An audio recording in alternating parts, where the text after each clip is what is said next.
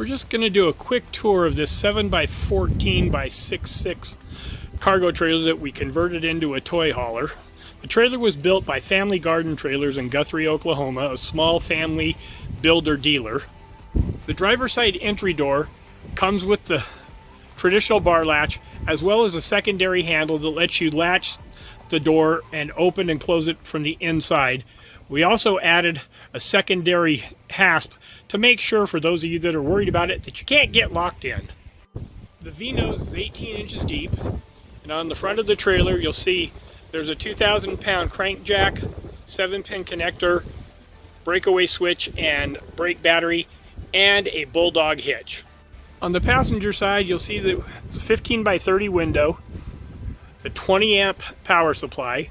The trailer has two 3,500-pound brake axles under it, and on the roof is a 250-watt solar panel.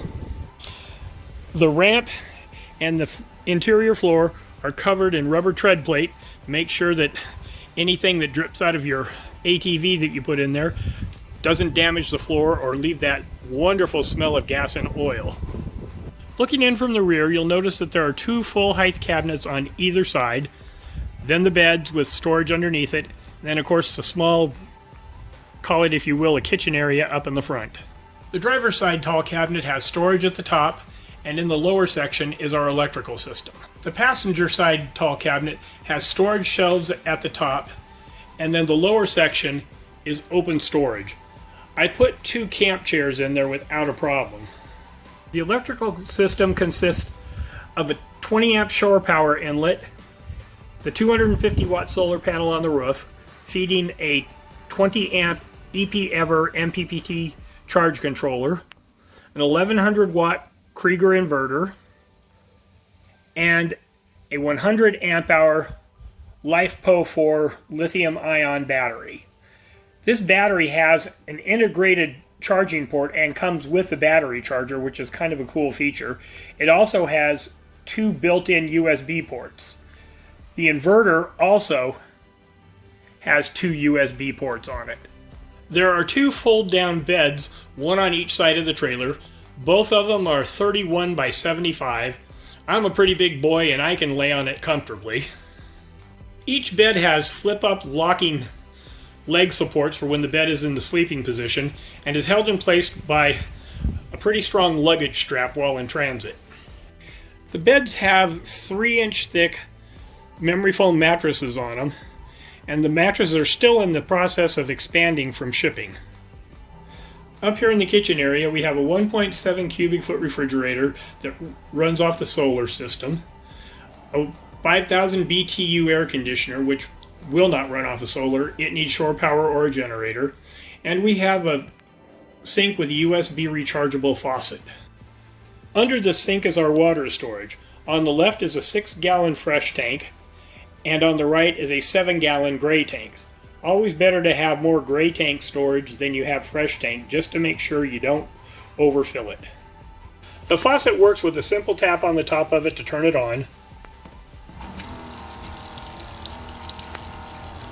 and then again to turn it off. And you'll notice on the side of the cabinet there is a USB port, and the cord to recharge the faucet is in the cabinet. Here's a look at the side door latch on the inside.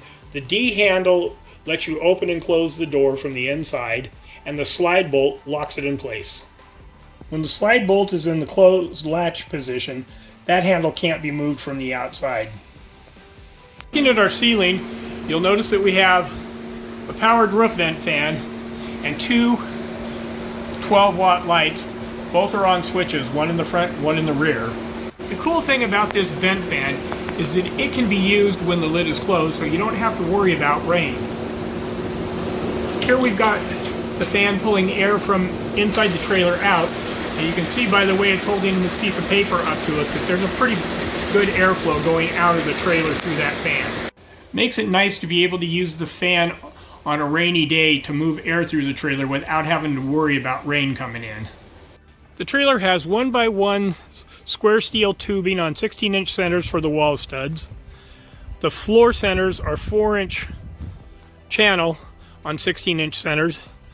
and the roof has 1 by 1 1/4 steel tubing bows on 24-inch centers. I hope you enjoyed the tour of this little trailer.